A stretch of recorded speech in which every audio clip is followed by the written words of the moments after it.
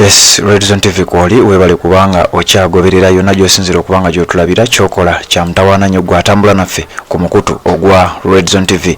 Gwatanamba kubanga osubscribinga nga bulijjo nyongera okujjukiza kirira wansi awo olaba ekigambo subscribe kikwateko kwata kade aka notification katero kuyamba okubeera nga tomisinga nsonga yonna kakuyambako okujjukiza nti kati Red Zone TV bataddeyo nobeera omu ku abo abasooka okumanya n'otambula naffe. Nyongera okujjukiza ku mikutu gyaffe egya YouTube gye nkuteera awo mu description eya video zino gye nkusaba obeere ng'osubscribingako ku mikutu gyaffe egyo. Ogumu baguyita Yugi Updates mu bugambo bwa bbulu wansi awo, omulala baguyita Uganda 1. Nja kusaba nagwo obeere ng'ogusubscribingako ate tubeere nga tutambula mu mbeera eno. Kakati amawulire ge njagala okuba nga nkuwa essaawa zino, omusajja oyo gwolaba ku screen yo bamuyita Latif Madoyi. Oyo nga yabadde designer oba nga ye designer atunga red overalls eza ekibiina ekya National Unity Platform ezo zolaba bambala, era overall gye yasembayo okutunga yeeno eriko n'ekikofiira Robert Kyagulanyi Ssentamu gye yayimbiramu bwe yagenda okuyimba mu ggwanga erya United Kingdom ng'ayimbira bannayuganda abasangibwa sayidi eyo. Kati we twogerera omusajja oyo bamaze okuba nga bamulemandinga, bamusalidde ngenda kujja mbikuwe byonna, wabula nga sinaba kuba nga ntuukayo eyo. Njagala kutegeeza nti omusajja ono atungiddeko abasajja ab'amaanyi okwetolola ensi yonna, kubanga designer eyawangulako ne ku award. Era wawulidde nga Alex Royce amufumbira akugamba nti award winning fashion designer ono gwe bayita Latif Madoyi gwe bakwatidde ku ssomero lye lya trainingirako aba designinga oba abatunzi.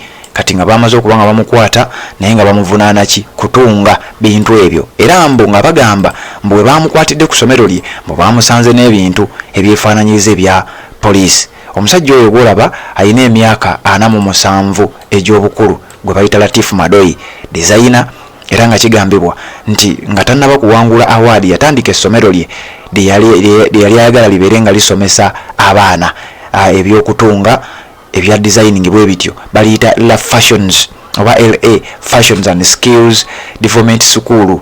Essomero eryo ngenda kujja nkuwe ebigenda maaso ebikwata ku musajja oyo eyamaze okubanga akwatibwa ogw'okutunga ebyambalo ebya red. Poliisi byetegeeza mbu ebyambalo ebyo tebikkirizibwa mbu bifaanana eby'amagye, lwakuba simanyi kitongole ki eky'amagye ekyambala kale eyo oba ebintu ebyefaananyiriza bwe bityo. Gwali ku mukutu gwa Red Zone TV njagala okutegeeza ebikwata ku musajja ono oluvannyuma okuba nti yakwatibwa. Amanyiddwa nga Latif Madoyi ono nga award winning fashion designer bamulimandinze mu kkomera okumala akabanga, nja bikuwaawo mu maaso awo oluvannyuma okuba nti yasangiddwa mbu n'enkofiira ezefaananyiza eza poliisi n'amagye na engoye era nga nazo zefaananyiriza eza poliisi era n'amagye. Latif Madoyi bamusanze ku kyalo oba abeera ku kyalo ekimanyiddwa nga Jokolera. Ekyalo bakiyita Jokolera kisangibwa mu Waituba Parish mu district mu town council ey'e Kasangati side eyo gyasangibwa.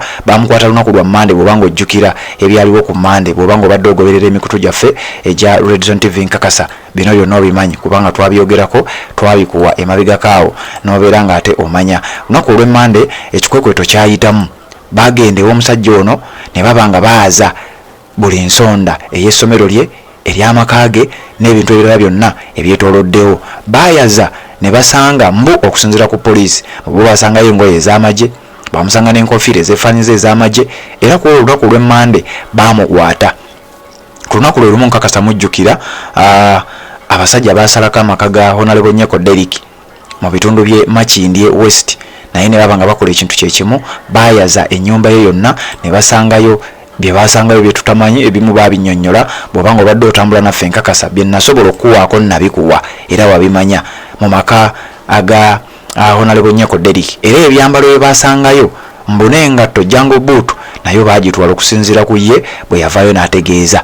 Kakati no olunaku olwaleero omusajja ono Latif Madoyi gwe baakwata ku lunaku olw'e Monday, olunaku olwaleero bamusimbye mu kooti ne baba nga bamusalira nga bamuwozesa bawuliriza ensonga ze ne baba nga bamusindise abeere ng'agenda mu kkomera ku rimande, abeere ng'abeerayo kakabanga paka wanadda okubanga omusango gwe guwulirizibwa mu butongole either bamusalire oba bamute. Byonna tujja kubanga tubikuwa gwe atambula naffe ku mikutu gino eja Red Zone TV ne tuba nga tukutusako ensonga. Kakati abawagizi b'ekibiina ekya National Unity Platform nga bakulemberamu Robert Kyagulanyi Ssentamu batandika dda okubeera nga bambala engoye zino, enkofiira zino, era nga bo bagamba nti nti ekitongole ekya police, ekitongole eky'amagye n'ebitongole byonna ebikuuma ddembe tewali yadde ekitongole ekyambala engoye ezifaananyiriza bwe zityo. Tewali yadde ekitongole eky'amagye oba ekyokwerinda ekiina enkofiira oba ovulo oba t-shirt ezefaananyiriza ng'ezaabwe. Wabula mbu kano kandiba kakodyo okubeera nga baagala kubeera nga bakwatirako abantu nga bwe bakoze Latif Madoyi n'abantu abalala be bazze bakwata nga babavunaana bino. Kati wano ku kiwandiiko ekifulumidde ku mukutu ogwa Daily Monitor ogwa website yaabwe nga bagamba the other suspects nti kirabye waliwo abantu abalala bakwatibwa. The other suspects are Joseph Afundura 37, Rogers Kalyesuubula, Shabani Tara 27, all residents of Jokolera village, and Moses Migadde 32, a resident of Matuga in Wakiso district in central Uganda. Nti mu balala abakwatibwa mwalimu Joseph Afundura nga wa myaka 37, mwalimu Rogers Kalyesuubula ne Shabani Tara nga bano ba myaka 27, era nti bano bava ku kyalo ekimanyiddwa nga Jokolera, kwe ku kyalo kwe bakulidde era kwe bamanyi kwe babakwatidde.